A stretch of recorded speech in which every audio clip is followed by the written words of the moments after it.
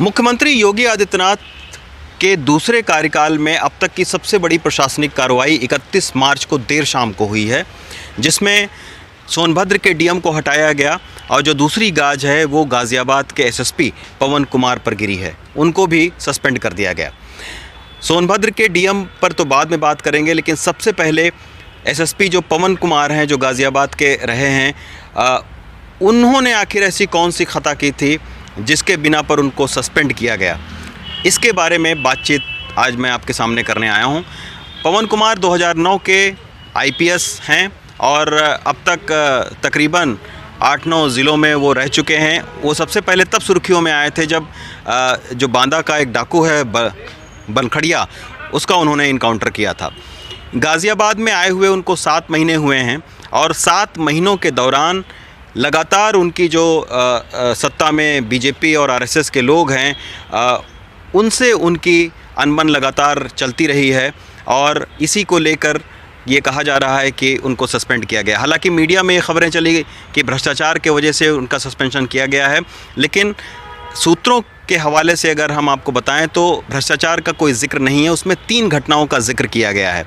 पहली जो घटना है वो 19 मार्च को हुई थी, जिसमें एक आरएसएस से जुड़े जो सुमित रल्ली हैं, उनका झगड़ा पार्किंग को लेकर एक अब्बास नाम के वकील से हुआ और उसके बाद में ये झगड़ा मारपीट में तब्दील हुआ। काफ़ी मारपीट हुई और उसके बाद इंदिरापुरम थाना में आरएसएस के और बीजेपी के तमाम सारे कार्यकर्ता पहुँचे और उन्होंने अब्बास नाम के शख्स के ऊपर में मुकदमा दर्ज करवाया।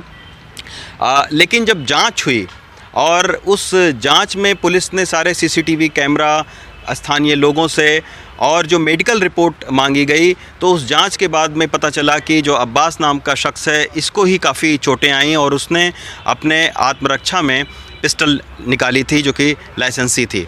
तो जब जांच हुई तब उसमें पता चला, तो फिर अब्बास को बेल मिल गई और बेल मिलने के बाद में आरएसएस और बीजेपी के लोगों ने आरोप लगाया कि स्थानीय पुलिस ने अब्बास नाम के जो शख्स है उसका पक्ष लिया है।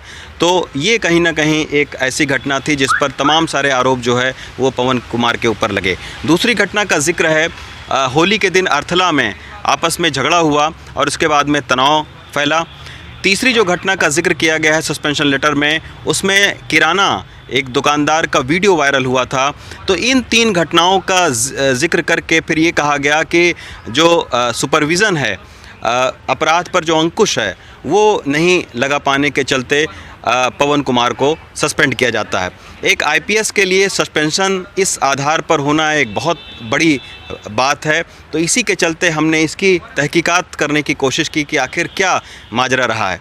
आपको याद होगा कि 3-4 महीना पहले भी जो लोनी के विधायक हैं नंद किशोर गुर्जर, उन्होंने भी पुलिस के ऊपर में आरोप लगाया था कि गौ तस्करों से पुलिस मिली हुई है। हालांकि वो इस तरीके के तमाम सारे आरोप पहले भी प्रशासन के ऊपर, पुलिस के ऊपर लगाते रहे हैं। वो ये मामला था जिसमें एक कथित गौ तस्कर के साथ में मुठभेड़ हुई और फिर उस मुठभेड़ के आधार पर 7 गौ तस्करों के पैर में गोली मारी जाती है। उस घटना के बाद में एसएसपी पवन कुमार ने उस एसओ को हटा दिया था, जिसके बाद में आरोप बीजेपी के लोगों ने लगाया कि पुलिस गौ तस्करों के साथ में मिली हुई है। 10 मार्च को मतगणना के दिन मतगणना स्थल के कुछ दूरी पर बीजेपी का कार्यालय था, तो एसएसपी पवन कुमार ने उस कार्यालय को बंद करवाया था और इसको लेकर गाज़ियाबाद के जो सांसद हैं राज्यसभा के, उनके साथ में मेयर जो आशा शर्मा हैं, उनके साथ में उनकी तीखी बहस भी हुई थी। और इसके बाद एसएसपी पवन कुमार ने ये उनको कहा कि इसमें स्थानीय पुलिस की कोई गलती नहीं है, ये मेरे आदेश से उन्होंने आपके कार्यालय को मतगणना स्थल के जो कुछ दूर पर था उसको बंद करवाया था। तो लगातार आरएसएस और बीजेपी के लोगों के साथ में एक गतिरोध, एक टकराहट एसएसपी पवन कुमार की चल रही थी। तो कहीं ना कहीं सस्पेंशन के पीछे इन्हीं वजह हैं जिनके वजह से इनको सस्पेंड किया गया है।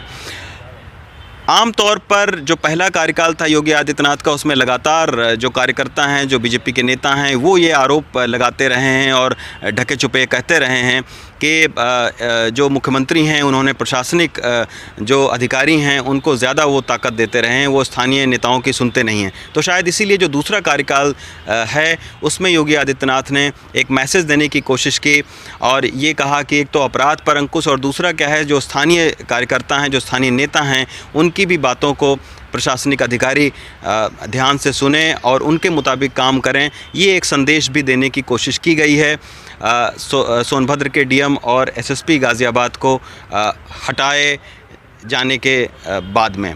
तो ये एक सारे जो कारण हैं वो रहे हैं कि जिनके वजह से एसएसपी पवन कुमार को हटाया गया है। एसएसपी पवन कुमार 7 महीने से गाज़ियाबाद में हैं और उनकी छवि अभी तक बेदाग रही है। उनके ऊपर कोई इस तरीके से रिश्वत का, भ्रष्टाचार का कोई अभी तक आरोप नहीं लगा है।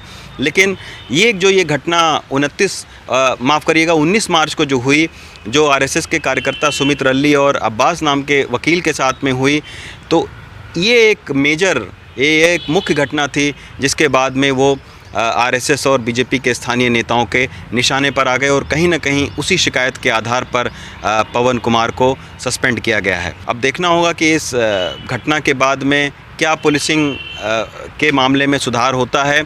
लेकिन ये ज़रूर है कि गाज़ियाबाद में हाल फिलहाल में अपराध में जिस तरीके से बढ़ोतरी हुई है, अभी कुछ दिन पहले 25 लाख रुपए की एक लूट हुई है, हालांकि वो अब खुलासा उसका हो रहा है, लेकिन अपराध की घटनाओं पर कम और जो आरएसएस और बीजेपी के नेताओं की टकराहट एसएसपी के साथ में चल रही थी, उसकी ज़्यादा भूमिका है एसएसपी पवन कुमार को सस्पेंड कराने के पीछे।